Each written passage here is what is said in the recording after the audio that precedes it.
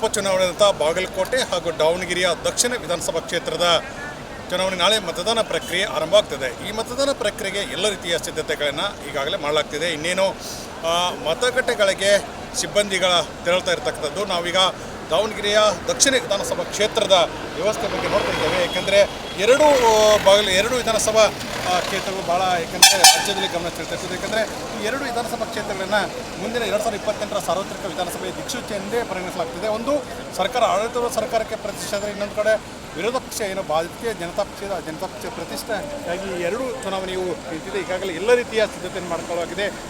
ಎಲ್ಲ ಸಿಬ್ಬಂದಿಗಳು ಮತಗಟ್ಟೆಗಳತ್ತ ತೆರಳಲಿಕ್ಕೆ ಮುಂದಾಗ್ತಿರೋದು. ಎಲ್ಲ ರೀತಿಯ ಸಿದ್ಧತೆಗಳನ್ನು ಅಲ್ಲಿಯ ಚುನಾವಣಾಧಿಕಾರಿಗಳು ಮಾಡ್ಕೊಂಡಿದ್ದಾರೆ. ಒಂದು ಕಡೆ ಬಾಗಲಕೋಟೆ ವಿಧಾನಸಭಾ ಕ್ಷೇತ್ರದಲ್ಲಿ ಅಲ್ಲಿಯ ಜಿಲ್ಲಾಧಿಕಾರಿ ಒಂದು ಚುನಾವಣಾಧಿಕಾರಿ ಅಂತ ಸಂಗಪ್ಪ ಅವರು ಎಲ್ಲ ರೀತಿಯ ಮಾಡ್ಕೊಳ್ಳಿದ್ದಾರೆ. 332 ಮತಗಟ್ಟೆಗಳನ್ನು ತೆರಲಾಗಿದೆ. ಅಲ್ಲಿ ಅತಿ ಸೂಕ್ಷ್ಮ ಮತಗಟ್ಟೆಗಳು ಮತ್ತು ಸೂಕ್ಷ್ಮ ಮತಗಟ್ಟೆ ಮಾಡಲಾಗಿದೆ. ಮತ್ತು ಚುನಾವಣಾ ಆಯೋಗ ಯಾವ ನಿರ್ದೇಶನ ನೀಡಿದ ಆ ಎಲ್ಲ ಚುನಾವಣಾ ಆಯೋಗದ ನಿರ್ದೇಶನ ಪಾಲಿಸಲಾಗ್ತದೆ.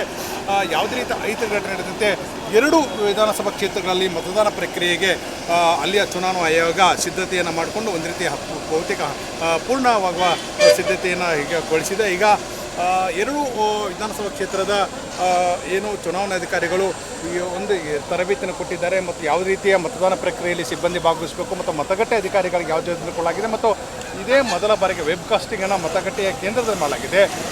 ನಕಲಿ ಮತದಾನ ಸೇರಿದಂತೆ ಯಾವುದೇ ಅಹಿತಕರ ಘಟನೆ ನಡೆದಂತೆ ಕಾನೂನಾತ್ಮಕ ಅಹಿತಕರ ಯಾವುದೇ ರೀತಿಯ ನಡೆಯಬಾರದು ಮತ್ತು ಕಾನೂನು ಮೀರಿ ಯಾವುದೇ ಚಟುವಟಿಕೆ ನಡೆಯುವಂತೆ ನಿಗಾವನ್ನು ಇಡಲಾಗಿದೆ. ಮತ್ತು ಈಗ ಎಲ್ಲ ನೋಡ್ತಾ ಇರ್ಬೋದು ಸಿಬ್ಬಂದಿಗಳು ಯಾವ ರೀತಿಯಾಗಿ ತಮ್ಮ ಮತಗಟ್ಟೆಗೆ ಮತ ಪಟ್ಟಿಗೆಯನ್ನು ತೆಗೆದುಕೊಂಡು ಹೋಗ್ತಾ ಇದ್ದಾರೆ. ಅಲ್ಲಿಯ ಎಲ್ಲವನ್ನ ನಿರ್ದೇಶನ ನೀಡಿದ್ದಾರೆ. ಅವರಿಗೆ ಮತಗಟ್ಟೆಗಳಿಗೆ ಹೋಗಲಿಕ್ಕೆ ಎಲ್ಲ ರೀತಿಯ ಪೊಲೀಸ್ ಸಿಬ್ಬಂದಿಯನ್ನು ಮತ್ತು ಮಿಲಿಟರಿ ಪಡೆಯನ್ನು ನಿಯೋಜನೆ ಮಾಡಿದೆ. ಒಂದೊಂದು ಮತಗಟ್ಟೆಗೆ 2 ಪೊಲೀಸ್ ಪೇದೆಗಳು, ಓರ್ವ ASI ಕಾನ್ಸ್ಟೇಬಲ್ ಮತ್ತು 3 ಮತಗಟ್ಟೆಗಳ ವ್ಯಾಪ್ತಿಯಲ್ಲಿ ಒಬ್ಬ PSI ಮತ್ತು ಸಬ್ ಇನ್ಸ್ಪೆಕ್ಟರನ್ನು ನಿಯೋಜನೆ ಮಾಡಲಾಗಿರೋದು. ಮತ್ತು ಹೆಚ್ಚುವರಿಯಾಗಿ ಮಿಲಿಟರಿ ಪಡೆಗಳನ್ನು ಅದೇ ಮಿಲಿಟರಿ ಸೇನಾ ಪಡೆಯನ್ನು ನೇಮಕ ಮಾಡಲಾಗಿದೆ.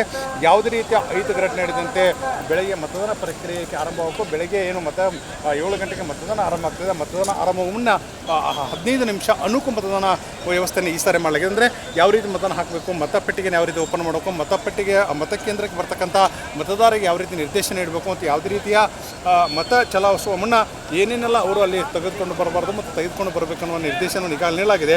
ಮತಗಟ್ಟೆ ಅಧಿಕಾರಿಗಳಿಗೆ ಎಲ್ಲ ರೀತಿಯಲ್ಲಿ ಜವಾಬ್ದಾರಿ ಕೊಡಲಾಗಿದೆ. ಮತ್ತು ಒಂದು ರೀತಿ ಮತಗಟ್ಟೆಗೆ ಬಂದಾಗ ಯಾವೆಲ್ಲ ಚುನಾವಣಾ ಆಯೋಗ ನೀಡಿದ ನಿರ್ದೇಶನಗಳನ್ನು ಪಾಲಿಸಬೇಕು ಅನ್ನೋ ರೀತಿ ತರಬೇತಿಯನ್ನು ನೀಡಲಾಗಿದೆ. ಅದರಿಂದ ಇನ್ನೇನು ಕೆಲವೇ ಗಂಟೆಗಳಲ್ಲಿ ಅವರ ಮತಗಟ್ಟೆಗೆ ನಿಯೋಜನೆ ಮಾಡಿದ ಸಿಬ್ಬಂದಿ ತಮ್ಮ ಮತಗಟ್ಟೆ ಹೋಗ್ತಾರೆ.